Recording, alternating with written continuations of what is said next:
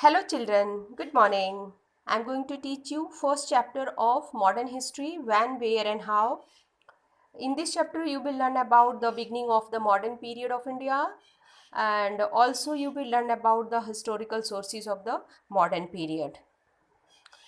The history of India can be divided into three periods: ancient, medieval and modern period. We have already read about the ancient period in class 6 and medieval in class 7. Let's start the modern period. For the purpose of study, certain important events are taken to mark the beginning and the end of a period. Historian ने किसी भी period की शुरुआत किसी important event से की है और उसका एंड भी किसी इम्पॉर्टेंट इवेंट से ही किया है. For example, the ancient period of Indian history started with the rise of the Harappan civilization and ended with the death of Harshavardhana.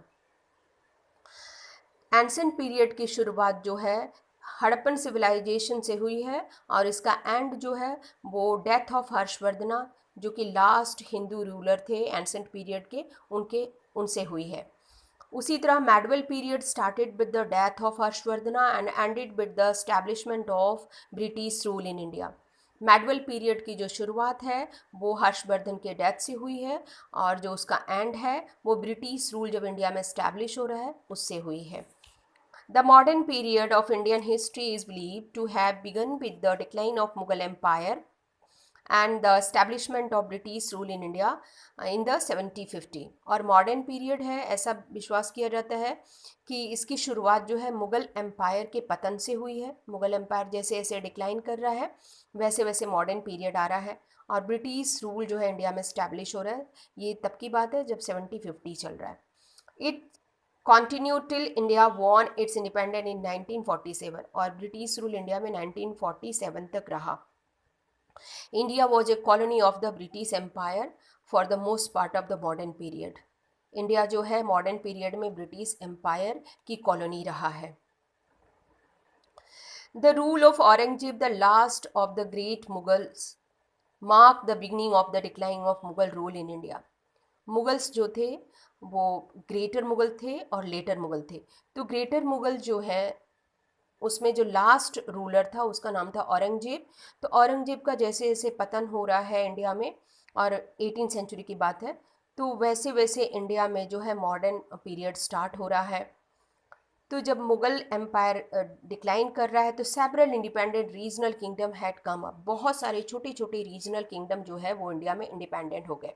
Mughal empire से उन लोगों ने अपने आप को आज़ाद कर लिया.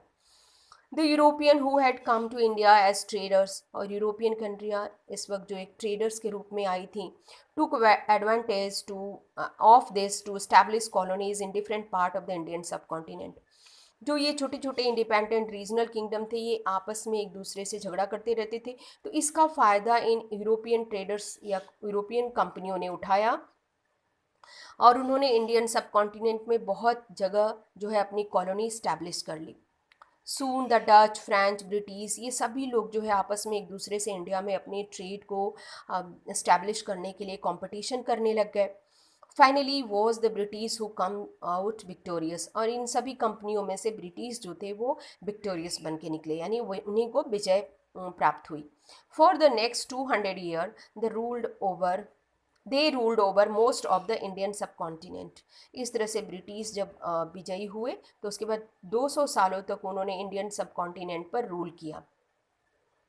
इन the course of this year we will learn about all the major event. इस साल मॉडर्न जो हिस्ट्री है उसमें हम बहुत सारे मेजर इवेंट को पढ़ेंगे जो कि मॉडर्न पीरियड के थ्रू हम पढ़ेंगे. जो इंडियन हिस्ट्री में हुए वो घटनाएं कौन कौन सी थी. How the decline of Mughal empire, हम पढ़ेंगे कि मुगल एम्पायर का पतन कैसे हुआ. Rivalry between the rulers of the various Indian states, और जो छोटे छोटे किंगडम थे उनमें कैसे आपस में झगड़ा होता रहता था. Help the British gain a foot hold in India, और कैसे ब्रिटिशर्स को अपना पैर जमाने में इंडिया में हेल्प मिला. About the way in which the British came to power, कैसे जो है ब्रिटिश सत्ता में आए. How they annex many princely state, और किस तरह से उन्होंने बहुत सारे जो प्रिंसली स्टेट थे उसको हड़प लिया. Form laws and policy of their own, उन्होंने अपनी कानून बनाए, अपनी पॉलिसी इंडिया में लागू की. About the impact of their ruler on the economy, society and culture of India, और ब्रिटिश जो रूलर थे उनकी हमारी इंडियन इकोनॉमी, सोसाइटी और कल्चर पर क्या असर पड़ा. अबाउट द इंडिपेंडेंस मूवमेंट, और इस मॉडर्न हिस्ट्री में हम पढ़ेंगे इंडिपेंडेंट मूवमेंट्स के बारे में, जैसे कि non cooperation movement, civil disobedient movement, Mahatma Gandhi का salt march, and starting from the uprising in 1857, जो मूवमेंट 1857 में स्टार्ट हुआ उससे, और till the day India gain independent on 15 अगस्त 1947 तक इंडियन हिस्ट्री के बारे में हम पूरी डिटेल स्टडी करेंगे मॉडर्न हिस्ट्री में. About the partition of colonial India into India and Pakistan, और किस तरह से कॉलोनियल इंडिया का बंटवारा हुआ इंडिया और पाकिस्तान में. नेक्स्ट टॉपिक है source of modern history. Sources जो है मॉडर्न हिस्ट्री के, they can be classified into primary and secondary sources. दो तरह के सोर्सेज हैं मॉडर्न हिस्ट्री को समझने के लिए. तो primary source are first handed account of an event in history. जो प्राइमरी सोर्स है वो फर्स्ट हैंड अकाउंट है, जैसे कि they are original material, monuments, coin, inscription, painting, sculptures and artefact are the some example of the primary sources. इसके अलावा भी हैं, in addition to these primary sources for the modern period include government report, newspaper, letter, diaries, interviews, autobiography, photographs, films and maps. ये सारी चीज़ें जो हैं वो प्राइमरी सोर्स में आती हैं. इनको समझने के बाद हमें पता चलता है कि हमारी मॉडर्न हिस्ट्री कैसी थी. सेकेंडरी सोर्स जो है which are based on the study of primary source. इसे स्कॉलर जो है, जो हिस्टोरियन होते हैं, स्कॉलर होते हैं, वो प्राइमरी सोर्स की डिटेल स्टडी करते हैं. इसके बाद they are created by scholars who study a variety of primary source. Primary source को बहुत डीपली स्टडी करते हैं. फिर इसके बाद वो बुक्स और जर्नल लिखते हैं अपना. Primary and secondary source are not always objective और न्यूट्रल. हमेशा ये ऑब्जेक्टिव या न्यूट्रल नहीं होते हैं. अब मैं आप लोगों को एग्जांपल देके समझाऊंगी. For example, a book about the British rule in India written by a British author will quite likely have a different point on view from a book written by an Indian author on the same subject. अगर same subject पर मान लेते हैं कि British rule in India पर कोई भी अगर एक ब्रिटिश ऑथर बुक लिख रहा है और एक इंडियन ऑथर बुक लिख रहा है, तो दोनों का जो लिखने का पॉइंट ऑफ व्यू होगा वो अलग अलग होगा. दोनों अपने ढंग से उसको लिखेंगे. इंडियन लिखेंगे कि किस ढंग से उनको उनका शोषण किया गया, और जो ब्रिटिश ऑथर है वो लिखेगा कि हम लोगों ने क्या क्या चीज़ें इंडिया में दी, मॉडर्नाइजेशन किया. तो सबका अपना अपना पॉइंट ऑफ व्यू जो है वो अलग अलग होगा. तो let us now look at the some of the important source of the modern period of Indian history. तो अब हम जो है कुछ और इम्पॉर्टेंट सोर्स हैं जो मॉडर्न पीरियड के इंडियन हिस्ट्री के, तो उसको पढ़ेंगे. When the British establish their rule in India, जब ब्रिटिश ने अपना रूल इंडिया में स्टैब्लिश किया, they introduce the practice of survey. उन्होंने सर्वे की प्रैक्टिस इंट्रोड्यूस करी. And made detail study of everything. उन्होंने बहुत ही हर सब्जेक्ट की डिटेल स्टडी की, जैसे कि study of its history, language, culture, topography, natural vegetation, wild life and natural resources. इन सभी चीज़ों को उन्होंने डिटेल स्टडी की. और यहाँ तक कि उन लोगों ने डिफरेंट काइंड ऑफ पीपल, जो इंडियन जो लोग हैं उन लोगों को पर भी सर्वे किया. उन लोगों के कास्ट, रिलीजन, मतलब हर चीज़ पर उन लोगों ने इस डिटेल स्टडी करके अपना एक बुक सर्वे बुक जो है तैयार किया. Official institutions such as the Archaeological Survey of India, Geological Survey of India and Zoological Survey of India were set up. ये भी उन्हीं लोगों ने ही, ब्रिटिशर्स ने ही इंडिया में सेटअप किया. These institutions conducted a systematic survey of India. जो ये सारे इंस्टीट्यूशन थे वो बहुत ही सिस्टमैटिक ढंग से इंडिया का सर्वे करते थे. And they also use painting, letter, photography, tools of survey. ये लोग पेंटिंग और फोटोग्राफी को सर्वे के टूल्स के तौर पर यूज़ करते थे. तो all these surveys give us a clear image of life in colonial India. ये सभी जो सर्वे हैं अब भी अवेलेबल हैं, ये कॉलोनियल इंडिया का एकदम क्लियर इमेज हमें प्रोवाइड करते हैं. The next topic है the official record of the British government. The British have left behind a huge body of documents such as the official letter, correspondence, government order and acts, survey maps and census record among other. तो ये सारी चीज़ें जो है Britishers जो है अपने पीछे ये सारे डॉक्यूमेंट छोड़ करके गए। और ये हमें क्या बताते हैं, provide a glimpses of various aspect of British, मतलब पूरा ब्रिटिश का इतिहास हमारे सामने ये सारे डॉक्यूमेंट खोल के रख देते हैं। एडमिनिस्ट्रेशन इन इंडिया, ये सारे रिकॉर्ड हैं, फोकस करते हैं only on the official point of view, सिर्फ ऑफिशियल पॉइंट ऑफ व्यू पर ये फोकस करते हैं and do not provide much information on how the people of the country responded to the policy. ये सारे रिकॉर्ड हमें ये नहीं बताते हैं कि इंडियन लोग जो थे वो ब्रिटिश पॉलिसी को लेकर के क्या रिस्पॉन्ड करते हैं। ये सारे रिकॉर्ड तो सिर्फ ऑफिशियल रिकॉर्ड बताते हैं कि इंडियन लोग कैसे थे, वेजिटेशन कैसा है उनका, मतलब different type of official record है, लेकिन वो लोगों का पॉइंट ऑफ व्यू हमें नहीं बताता है। नेक्स्ट है literature, books and essay publish during British rule in India.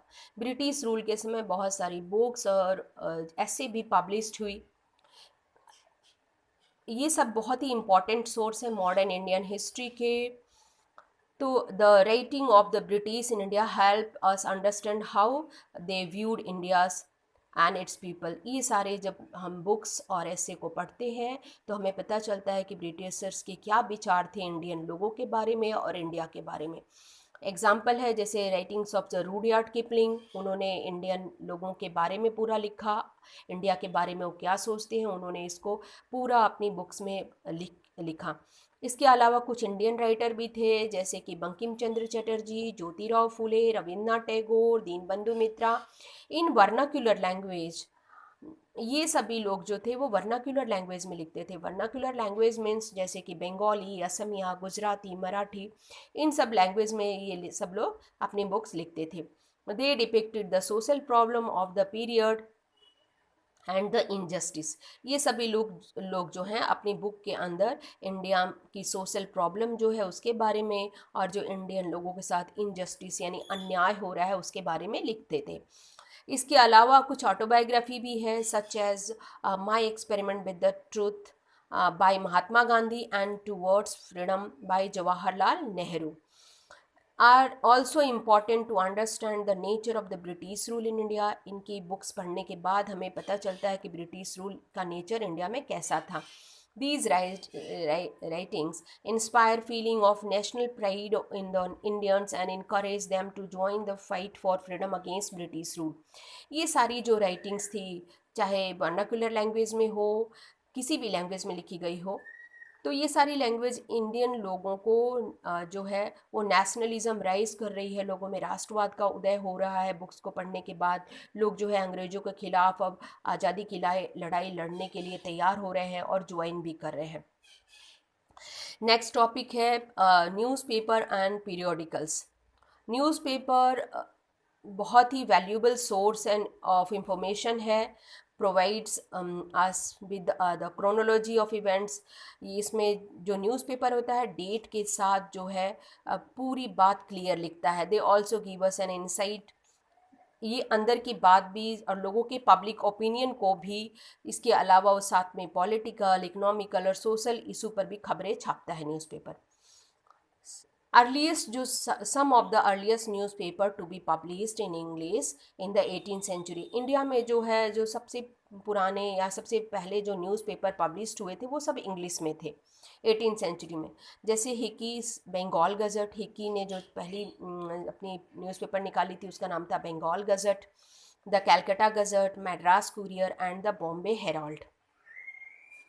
Vernacular newspaper were an important mouthpiece of the freedom struggle. Vernacular जो लोकल लैंग्वेज में जो न्यूज़पेपर छपते थे वो लोगों के विचार हुआ करते थे, जैसे बॉम्बे समाचार, Kesari and Amrita Bazar Patrika, some of the important prominent vernacular newspaper that reflected anti British sentiment. ये सारे जो न्यूज़पेपर हैं जिनका मैं नाम ले, बहुत ही पावरफुल वर्नाक्यूलर न्यूज़पेपर थे और ये इन न्यूज़पेपर में जो ब्रिटिश मतलब अंग्रेज़ों के खिलाफ काफ़ी बातें लिखी जाती थी। तो newspaper play an important role in uniting Indians. Newspaper ने इंडियन लोगों को यूनाइट करने के लिए बहुत ही इंपॉर्टेंट रोल प्ले किया। अब नेक्स्ट पैराग्राफ है photographs and films. Photographs and film भी जो थी, पहले तो उन्होंने ब्रिटिशर्स लोगों ने इन फोटोग्राफ्स और फिल्म्स को अपनी हॉबी के तौर पर यूज़ किया, लेकिन बाद में जो है ये photography he Photographs of the colonial era provide a vivid and authentic visual accounts of the life of those time। उस समय की ये फोटोग्राफ्स हुआ या फिल्म्स हुई, वो कॉलोनियल पीरियड की बहुत सारे जो लाइफ है उसको हमें बताती है। स्पेशली जो डॉक्यूमेंट्री बनाई गई, चाहे वो किसी ट्राइबल पर बनाई गई हो या किसी लोकल कॉमन पीपल पर बनाई गई हो या इंडियन टोपोग्राफी पे बनाई गई है, वो हमें कॉलोनियल पीरियड की याद दिलाती है और कॉलोनियल पीरियड में क्या क्या हो उसके बारे में बताती है।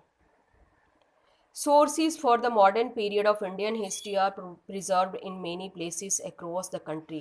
जो मॉडर्न पीरियड के सोर्सेज हैं वो बहुत सारी जगह पर इंडिया में जो है प्रिजर्व यानी संरक्षित करके रखी गई हैं। तो फर्स्ट है जो है वो है archives. Archives are institution where different kind of historical document are preserved. Archive, ये जो आप लोगों को पिक्चर दिखाई दे रहा है, नेशनल आर्चीव ऑफ इंडिया है जो कि न्यू दिल्ली में है।